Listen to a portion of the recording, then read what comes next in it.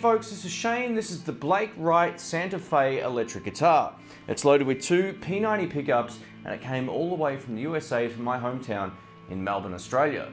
This particular guitar sells for under $200 US. You think for that price, how good can it be? Well, this is an actual review as opposed to a demo. I'm going to demonstrate the guitar, show you how it sounds, but I'm also going to throw in my 2 cents from time to time and tell you a little bit about what I'm thinking. Let's start off with some clean samples on the neck P90 pickup. Let's go ahead and give this a shot. Plugged into my PV Bandit 112.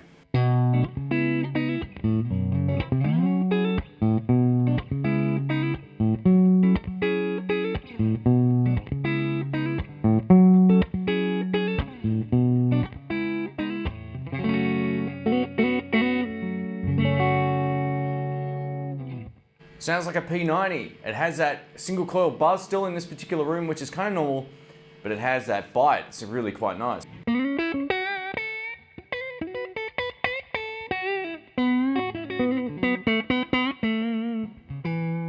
Over to both pickups now for some chords.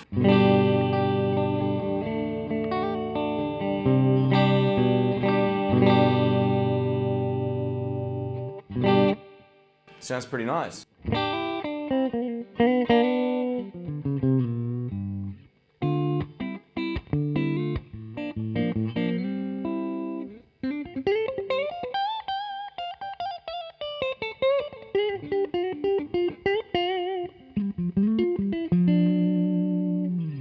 Cool. Over to bridge now, still on clean.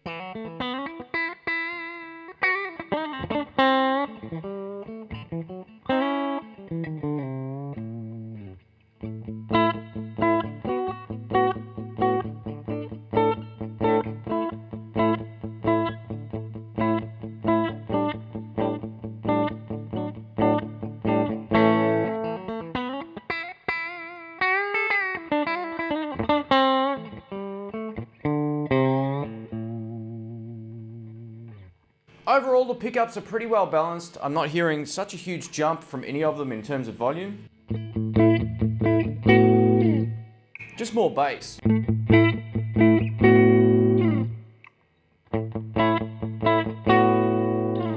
So they're pretty well balanced.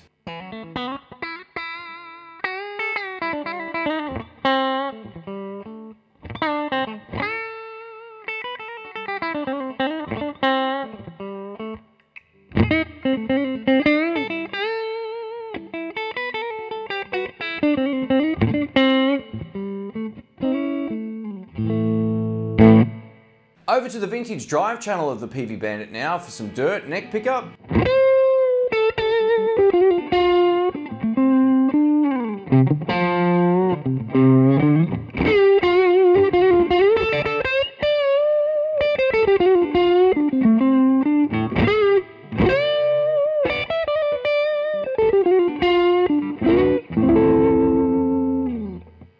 Doesn't choke out, it plays really well, both pickups.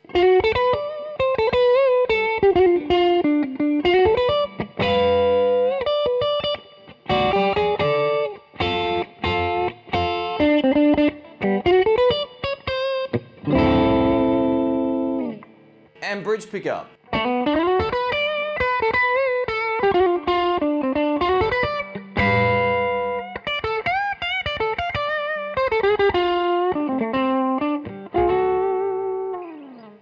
So that's how the guitar sounds, just as is, straight into my PV Bandit, no effects pedals or anything, just using the drive and the clean tone on the actual amp.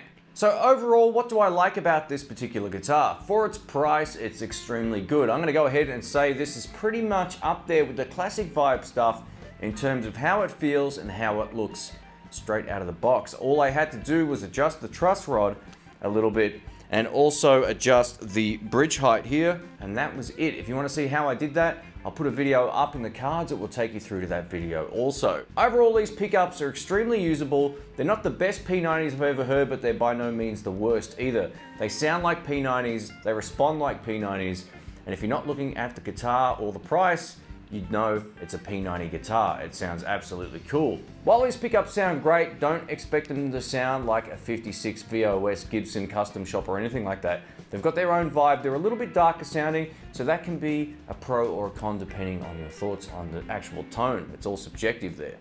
Another good thing is the Tune-o-matic bridge is actually quite good for its price. It's another surprise. Another thing I really like about it also is the tuners. They're very reliable. I've still got the stock strings that came with this guitar when it rocked up. All I did was set it up and just do this demo. So it's as is. The strings were pretty new, so I didn't really want to change them.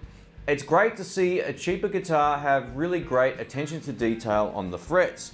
When I posted my video on how I went about setting this guitar up, a few people mentioned that the fret edges looked kind of sharp. They're not. They feel really good. Most guitars you can feel a little bit of a bump along the edge, and that's how this feels. They don't feel sharp or anywhere near as bad as other guitars I've played over the years. I think it's fine. It's not something that I even thought about until someone mentioned it. And when I checked it, I went, it's no different to pretty much any other guitar out there. So the fret edges feel fine. There's only a couple of little things about this guitar that I think could have been improved, and you probably might or might not have noticed this. Let's go to this camera right here. So these two pots are a whole lot closer together than these two. It's just a visual thing. I don't know if that bothers anybody or not, but I would have sort of spaced that out a little more towards this way, so it all just looked a little bit more uniform. That's just my 2 cents. You know, everyone likes different things. The other thing I kind of don't like about it visually is the fact I think this pickguard looks kind of weird. And I should also point out, I still have the plastic on it as well, so just disregard those white bubbles. That's just air bubbles underneath the plastic, so you can take that off, but I haven't yet. And I just feel like that little gap there looks a little bit weird. It would have looked better as a straight angle rather than a diagonal. I know that's a small thing, but visually, you know, you could just rip this off if you chose to as well. I think it would look quite good like that. One thing I should point out about the finish, even though it looks spectacular, one thing is there's a couple of little bumps here and there that feels like a grain of sand under the finish. It isn't a grain of sand, but it's that kind of thing. So I think there's like 2 or 3 little bumps. I'm sure you could sand that out, or maybe even get your fingernail and just pop it off. I'm not too sure. I haven't tried that yet, but overall, this looks great. The headstock looks really cool. And I got to point out too, this was a prototype lefty. Wright Guitars also does a lot of custom work, so if there's something about this that you probably don't like, he might actually be able to tweak it. Overall though, for the price, it's a really great guitar. Much like the Squier Classic vibes, the finish on this guitar is stunning for what you pay for. This is a much cheaper guitar than a Squier Classic vibe, and it's got that sort of matte finish. It's really cool. It also has a 2-piece body for those who are interested in that sort of stuff. You can access the pots by taking off the plastic at the back. As you can see, I've still got the plastic coating on here as well. On the fingerboard on this guitar, there's actually a little bit of scuffing and a few scratches. I have a feeling that was done when the fret edges were filed down. That's what it kind of looks like to me. It won't actually affect the playability, and most people don't play that note anyway all the way off the fretboard. But yeah, you can actually see that on there. I like the fact Blake has put his name here on the 12th fret. I think that looks pretty classy.